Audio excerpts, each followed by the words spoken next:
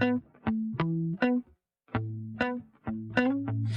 ever I had a feeling. Olá, meus amores, tudo bem com vocês? Sejam muito bem-vindos a mais uma aula de História.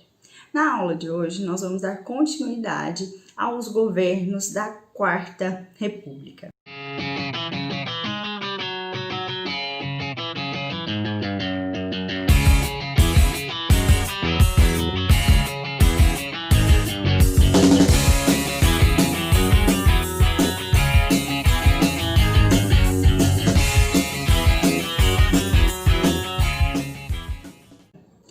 Bom, meninos, nós já vimos dois presidentes desse período. Falamos sobre o Dutra, na última aula falamos sobre o Getúlio Vargas. Vocês assistiram a um vídeo falando desse processo de transição após a morte do Getúlio Vargas, né, após o seu suicídio. Houve um período aí em que é mais conturbado, digamos assim, nessa política. O seu vice assume, o Café Filho, mas aí há uma série de outras questões que faz com que outras pessoas assumam o governo nesse período. Se você ainda não assistiu esse vídeo, assista, vou deixar o link aqui embaixo, né, na descrição do vídeo, porque ele é extremamente importante para entender todo esse contexto aqui que vai dar início, né, dá o início ao governo de JK, tá? Hoje, então, nós vamos falar de Juscelino Kubitschek, tá bom? Vamos seguir aqui na nossa apresentação para a gente ter uma noção melhor e acompanhar aí certinho as características desse governo, tá? Então, aqui vamos no Juscelino Kubitschek, o terceiro, né, presidente dessa faixa. Na verdade, ele não é bem o terceiro, né, mas é aquele que vai assumir o poder nas eleições logo após a morte do Getúlio Vargas, né, houveram as eleições e ele foi eleito, assume o poder em 1956 e vai ficar no governo até 1961. Um fato interessante, né, curioso de se destacar, é que ele e o Dutra foram os únicos a cumprir de fato o mandato, né, nesse período que a gente chama de Quarta República, ou período democrático populista no Brasil. Somente Dutra e Juscelino Kubitschek que chegam de fato a cumprir todo o mandato. Os outros presidentes ou vão morrer, né, como no caso aqui do Getúlio Vargas, ele, né, cometeu suicídio, não chegou ao final do seu mandato. Nós vamos ver depois os outros dois presidentes que vão vir depois do Juscelino Kubitschek, que eles também não vão chegar ao final do seu mandato. Vai renunciar e o outro vai sofrer um golpe, né, o golpe militar, o golpe civil-militar. Então, Juscelino Kubitschek, ele chega ao final desse mandato, portanto, ele fica 5 anos aí no poder. Um fato interessante também de se destacar sobre o Juscelino Kubitschek é que ele, assim como o Dutra, ele vai alinhar os objetivos do Brasil aos Estados Unidos, né? Não é que os outros vão virar as costas para os Estados Unidos, como eu já destaquei, né, no caso do governo do Getúlio Vargas. Ele não vai romper as alianças, né, com os Estados Unidos, mas de certa forma ele vai preferir, ele vai dar preferência para uma política econômica nacional desenvolvimentista, lembra disso? Valorizando as indústrias nacionais, as estatais. Lembra dessas características em relação ao Getúlio Vargas? É importante fazer essa comparação entre os governos, entre as estratégias políticas econômicas desses presidentes, tá? Então, o Juscelino Kubitschek, assim como o Dutra, por exemplo, vai abrir as portas do Brasil para o capital estrangeiro. Isso é uma característica importante do Juscelino Kubitschek. Isso também vai desembocar numa série de problemas, assim como já tinha acontecido lá no governo do Dutra, né? Como, por exemplo, o aumento da dívida externa, a inflação, enfim, a gente vai ver isso com riqueza de detalhes na medida em que a gente for prosseguindo nessa aula, tá? Outra coisa interessante de se falar sobre o Juscelino Kubitschek é que, assim como o Getúlio Vargas, ele também foi título, né? Foi personagem, foi escolhido pela Globo para fazer aí uma minissérie. Não tem filme, mas tem uma minissérie. Foi lançado em 2006, se eu não me engano. Vou ver se eu deixo linkado aqui, não sei se tem disponível no YouTube, mas se tiver eu vou deixar o link aqui na descrição para vocês assistirem. Foi uma minissérie sobre o Juscelino Kubitschek e o seu governo, sua vida pessoal, enfim.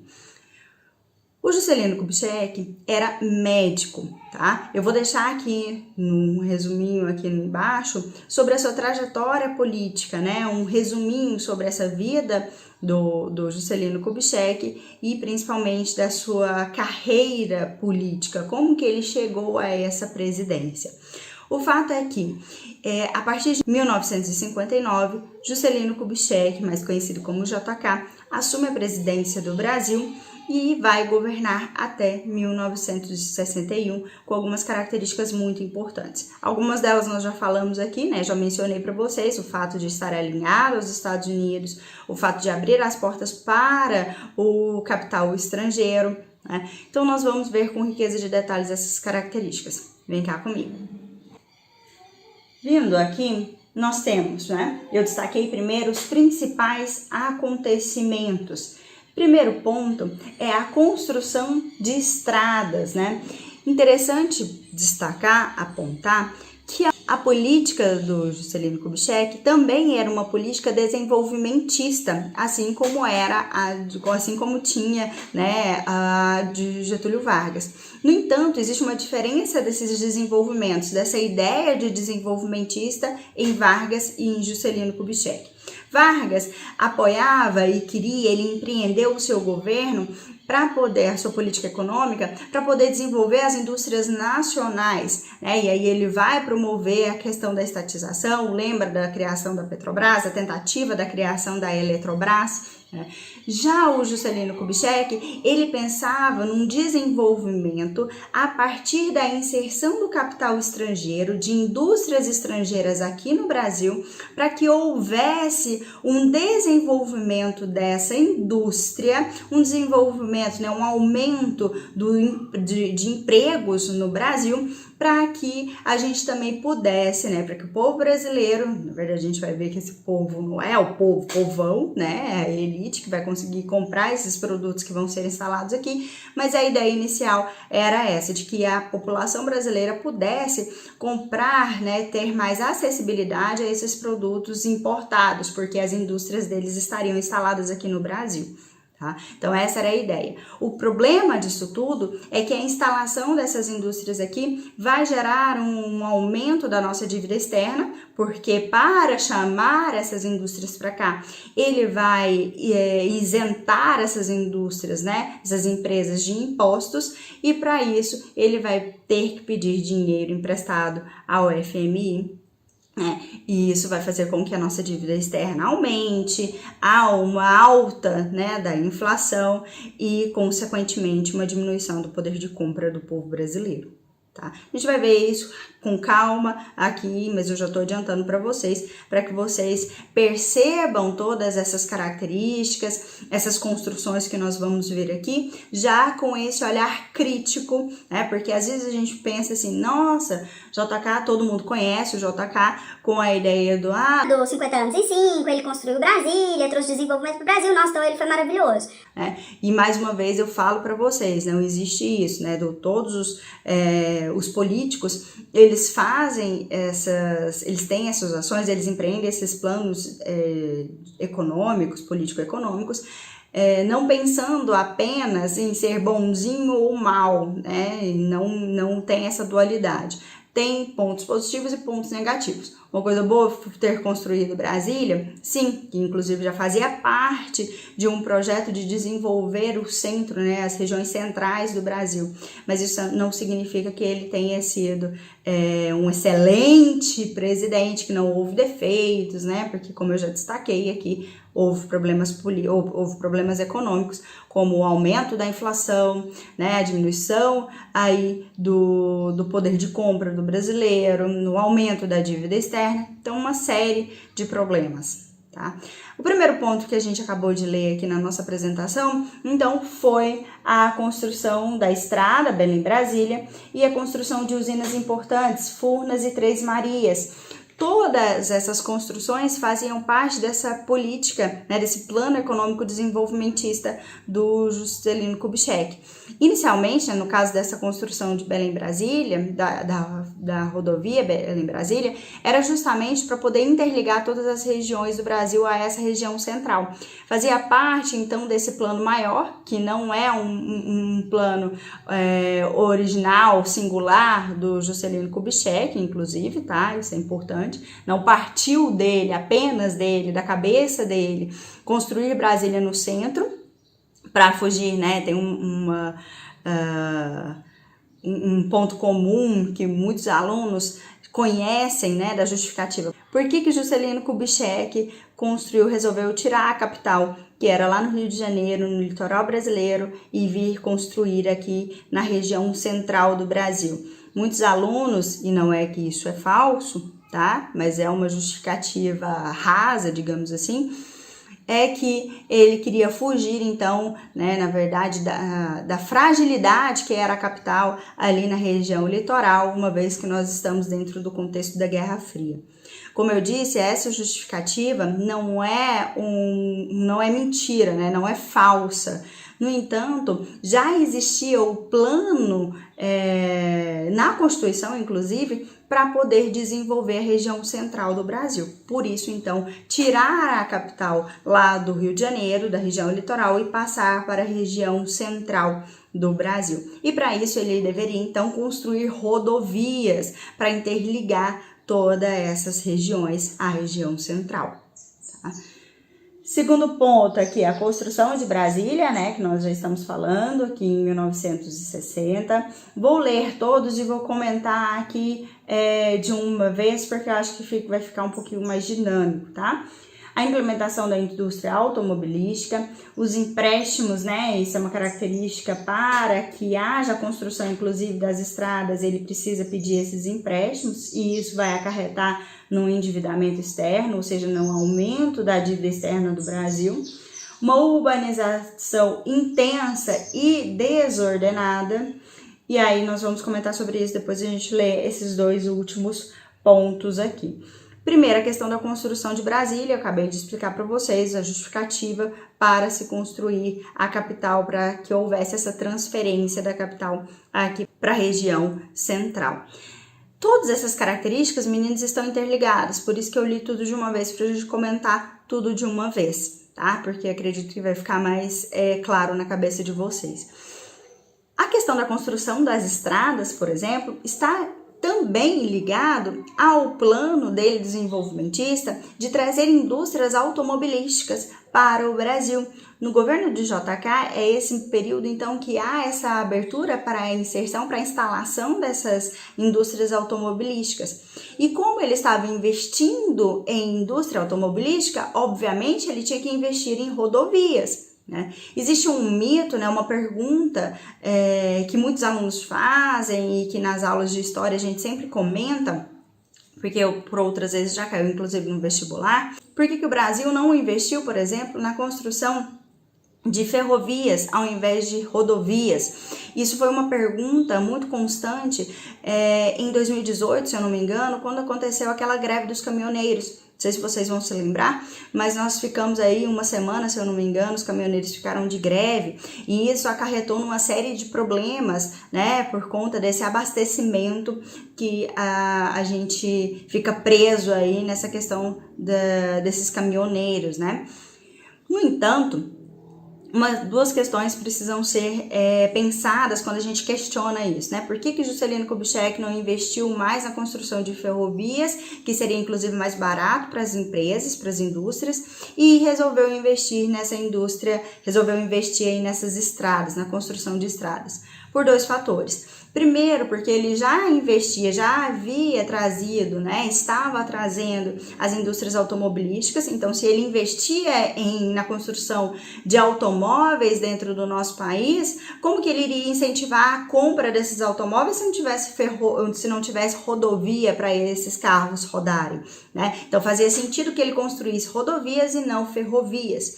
Outra característica, outra justificativa é que essas rodovias, né, eram uma tecnologia naquele período muito utilizada e desenvolvida lá nos Estados Unidos, muito mais do que as próprias ferrovias. Então, como o JK estava alinhado aos Estados Unidos, tinha essa questão muito semelhante ao do governo Dutra, né, foi embasado também, foi feito em base por influência dessas rodovias que foram criadas lá nos Estados Unidos. Agora, outra questão é pensar na qualidade, né, na forma como foi construída essas rodovias lá nos Estados Unidos e aqui. Aí já são outros 500, né, e é outro problema, outra discussão. Tá? Mas as duas justificativas para que o JK investisse mais em rodovias do que em ferrovias são justamente esses dois fatores que a gente acabou de ver. Tá? Bom, para conseguir construir essas rodovias, ele precisava de dinheiro. No entanto, ele havia instalado, né, ele tinha aberto as portas do Brasil para a inserção desse capital estrangeiro, para a construção dessas indústrias, ele havia isentado essas indústrias e essas empresas de impostos, ele precisava arranjar dinheiro de algum outro lugar. E é aí que entra, então, o pedido, né, de dinheiro de empréstimo. E isso, como eu já disse em outra oportunidade nessa aula, vai fazer com que aumente a nossa dívida externa. Isso, consequentemente, vai puxar aí um aumento da inflação, uma desvalorização da nossa moeda e uma diminuição do poder de compra do brasileiro. Tá? No período do seu governo, principalmente no período em que Brasília está sendo construída, mais tarde, daqui a pouco a gente vai ver, inclusive, algumas fotos aqui da construção de Brasília, a mão de obra utilizada nessa construção foram de trabalhadores advindos principalmente do norte e do nordeste brasileiro. Então, a maioria dos trabalhadores, a maioria das pessoas que construíram aí Brasília foram esses trabalhadores que vieram aí, esse fluxo migratório advindo aí da região norte do país. São essas pessoas, então, os conhecidos candangos, que vão construir Brasília. Muitos deles vieram, inclusive, para essa região com o objetivo de enriquecer, de conseguir um pedaço dessa terra, né, de se estabelecer aqui na cidade.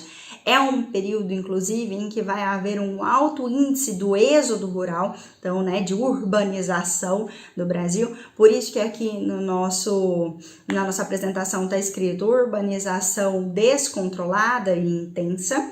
Brasília foi planejada, né? O plano piloto de Brasília foi planejado, mas o restante, as cidades ao redor, não foi planejada. Por isso eu digo essa urbanização intensa e desordenada. Tanto é que essa região do entorno aqui de Brasília é uma região extremamente violenta. Né? Muito provavelmente vocês assistiram já muitas vezes em jornais falando sobre o perigo dessas regiões, o alto índice de crimes, né, de violência, enfim, justamente aí vem de herança, né, vem dessa construção, dessa urbanização intensa e desordenada. Então, essas pessoas que não conseguiram lugar, não conseguiram casa, não conseguiram se enriquecer, e na verdade, né, foi a maioria delas, quem se enriquece, na verdade, com a construção de Brasília, são os arquitetos, né, são as pessoas que, de certa forma, já tinham aí condições melhores, né, de vida, são essas pessoas que vão se enriquecer. Voltando para cá para a nossa apresentação, um próximo tópico, né? A criação da SUDENE, que é a Superintendência do Desenvolvimento do Nordeste, o próprio nome já diz, é um órgão, né, criado com o objetivo de desenvolver essa região, com o objetivo, inclusive, de reduzir a desigualdade social e aumentar, né, o desenvolvimento econômico daquela região.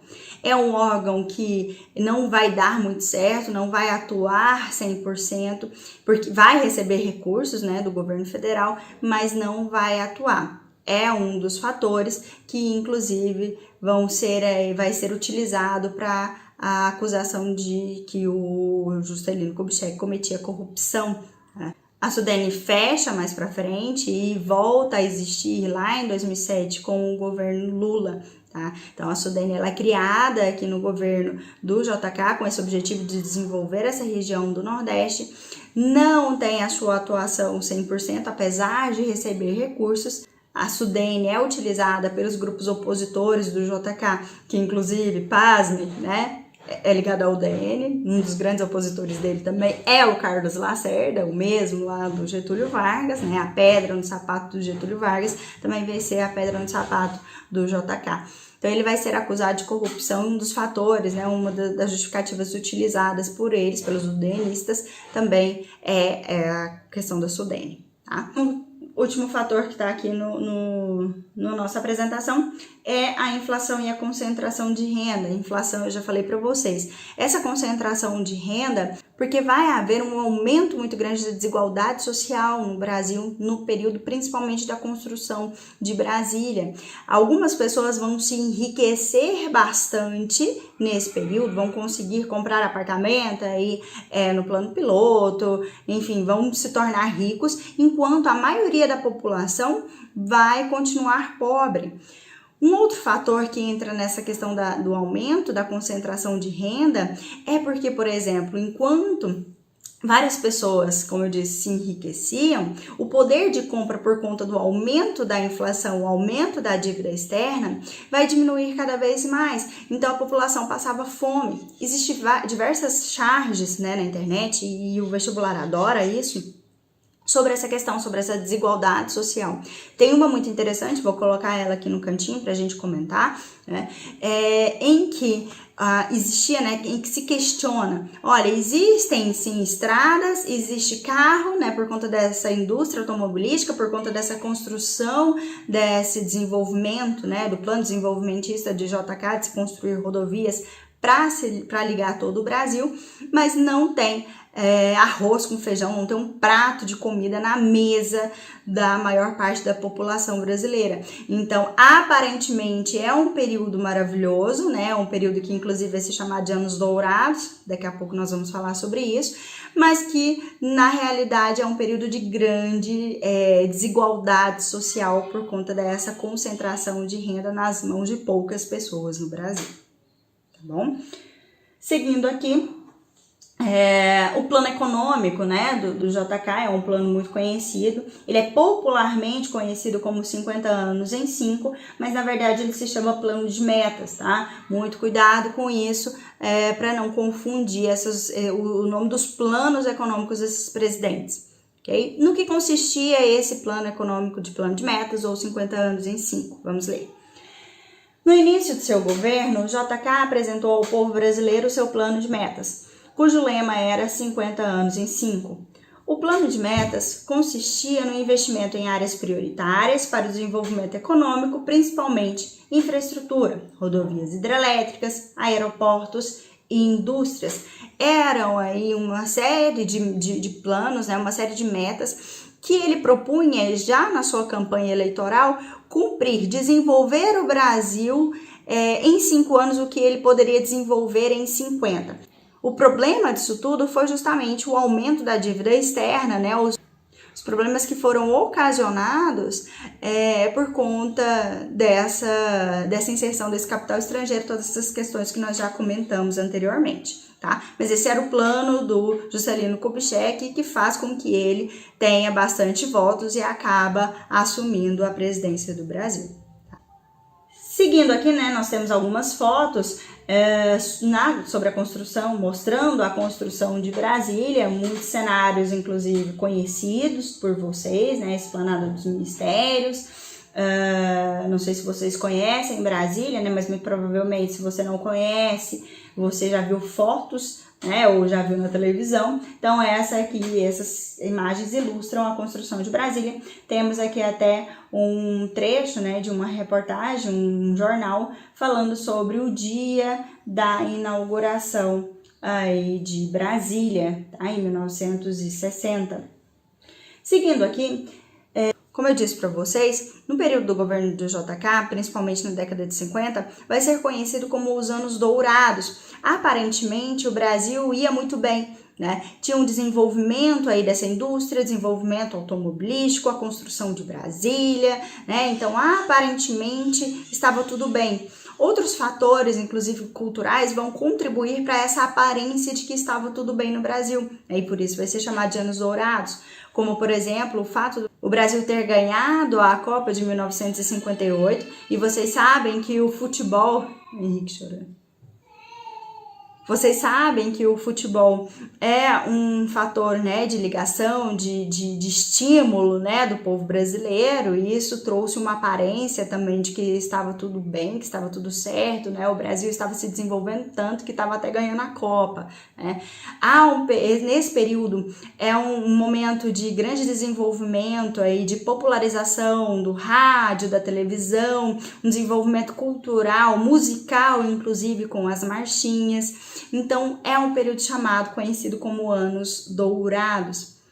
É nesse período também, isso é interessante a gente pensar, no desenvolvimento, né, na criação musical de cada período histórico. As músicas, elas têm muito a ver com a criação, com o produto, né, desse contexto histórico em que a população daquele país vivencia. Então, por ser um período que aparentemente era um momento estável, né, para a política econômica brasileira, o contexto, as músicas desse período vão refletir justamente isso.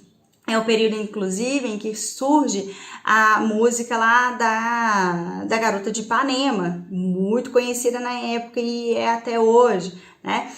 Vou colocar a letra aqui para vocês e vocês vão perceber que a música não tinha uma problemática social por trás, né? Era simplesmente uma mulher bonita na praia, né? O estereótipo da mulher brasileira, né? Que existia já naquele período.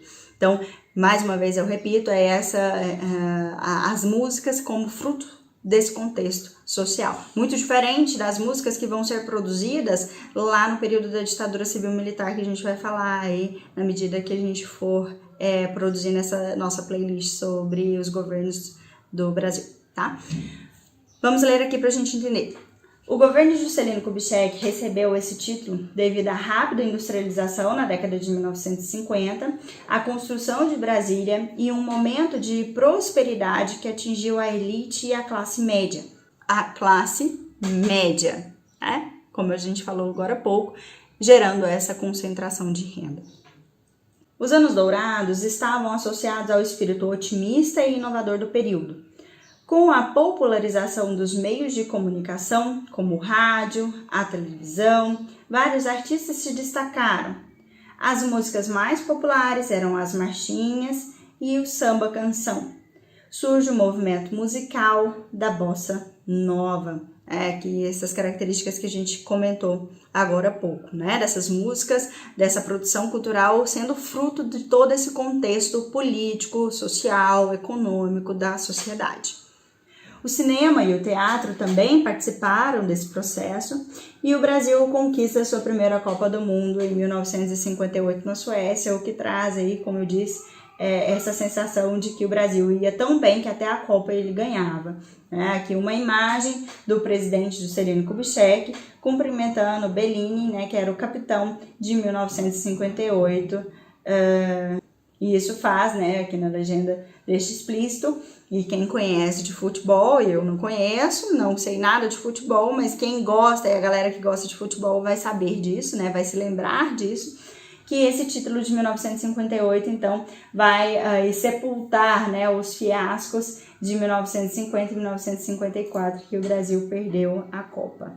Aí, aumentando a imagem para vocês visualizarem este momento histórico.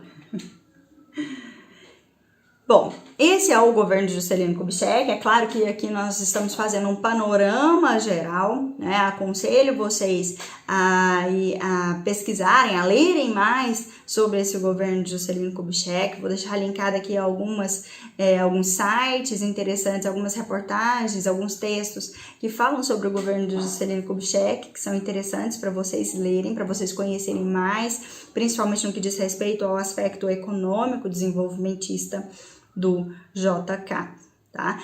Na próxima aula nós vamos falar sobre o próximo presidente, né, o Jânio Quadros. Vamos falar desse período de transição aqui de JK para o Jânio Quadros. Como vocês sabem, não era permitida a reeleição, então o JK ele vai acabar seguindo outros caminhos dentro da política, mas né, ele não pode se candidatar novamente. O seu vice, né, eu esqueci de falar sobre isso, o vice do Juscelino Kubitschek era o João Goulart e do próximo também vai ser o João Goulart. Na próxima aula a gente vai falar melhor sobre como se deu as eleições, né, as eleições que levaram o Jânio Quadros a ganhar, porque tudo tem a ver com a crise que se instalou no final aqui desse governo de JK, com a acusação principalmente da oposição, né, dos udenistas, do Carlos Lacerda, de que o Juscelino Kubitschek era corrupto, principalmente por conta da Sudene. O Juscelino Kubitschek estava endividando o Brasil, aumentando, né, a nossa dívida externa, a inflação crescia, então é uma crítica que o Juscelino Kubitschek recebe bastante em seu governo, do governo que esses opositores vão acusá-lo. O Juscelino Kubitschek vai ser acusado também de ser comunista, né? Apesar de perseguir comunistas, de se alinhar com os Estados Unidos, a oposição aí acusa ele de ser comunista. Isso faz com que as pessoas que não conhecem, né, que não eram tão bem informadas sobre essas questões, acreditassem de fato que o Juscelino Kubitschek era comunista. Isso é muito engraçado, porque isso acontece até hoje, né? A população é feita de massa de manobra, né? Quem não conhece, quem não tem conhecimento de todas essas questões acabam sendo manipulados mesmo por esses políticos, né? E isso faz com que o Juscelino Kubitschek, ironicamente, seja acusado de ser comunista, porque ser comunista nesse período de Guerra Fria e até hoje parece e é, né, de acordo com isso, por conta da ironia, é uma ofensa absurda, né? Então, tudo isso vai culminar aí numa crise no final desse governo de JK, mas ele chega a terminar o seu mandato e nas eleições quem vai ser eleito vai ser Jânio Quadros, tá? Ok? A gente fica por aqui, espero que vocês tenham entendido. Qualquer dúvida, não se esqueçam, manda mensagem lá no WhatsApp, é muito importante que vocês não fiquem com dúvidas, tá bom? Um grande beijo e até a próxima. Tchau, tchau.